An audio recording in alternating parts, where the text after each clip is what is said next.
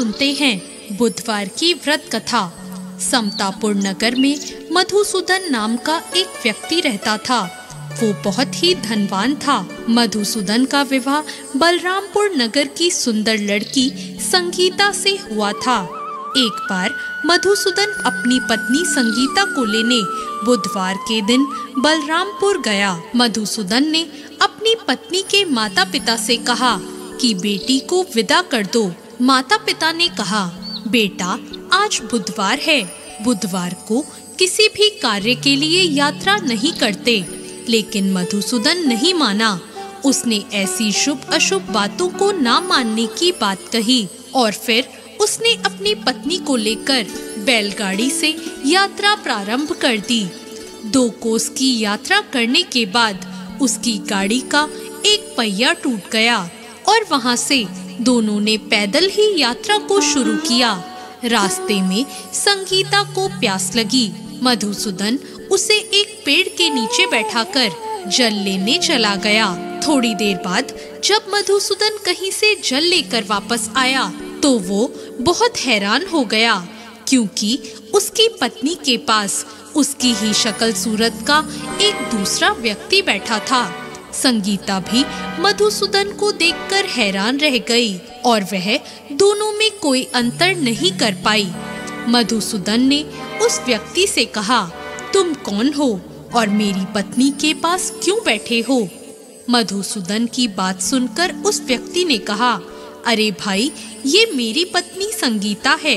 मैं अपनी पत्नी को ससुराल से विदा करके लाया हूँ। लेकिन तुम कौन हो जो मुझसे ऐसा प्रश्न कर रहे हो?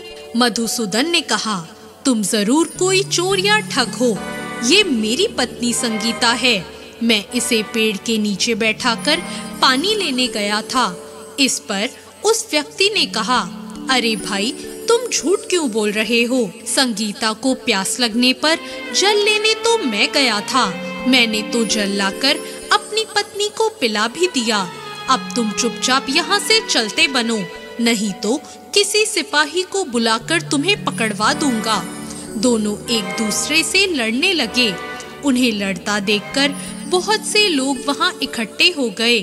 नगर के कुछ सिपाही भी वहाँ आ गए। सिपाही उन दोनों को पकड़कर राजा के पास ले गए और उनकी सारी कहानी सुनकर राजा भी कोई निर्णय नहीं कर पाया।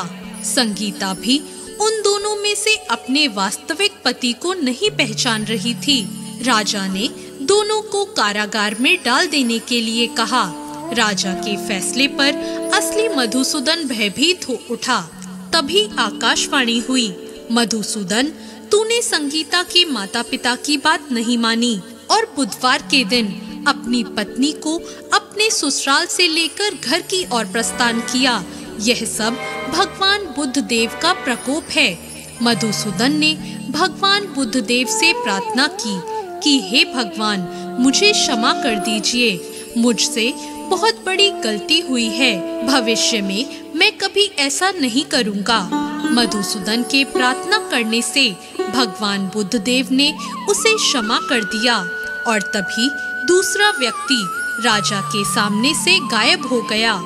राजा और दूसरे लोग इस चमत्कार को देखकर हैरान रह गए।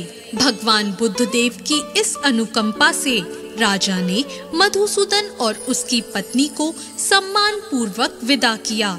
दोनों समतापुर की ओर चल दिए।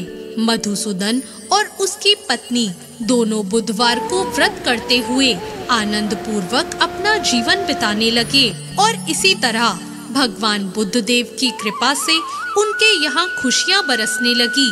और इसी तरह जो भी विधिवत बुधवार का व्रत करके कथा सुनते हैं, भगवान बुद्ध देव उनके सभी कष्टों को दूर करते हैं। तो ये थी आज की कथा।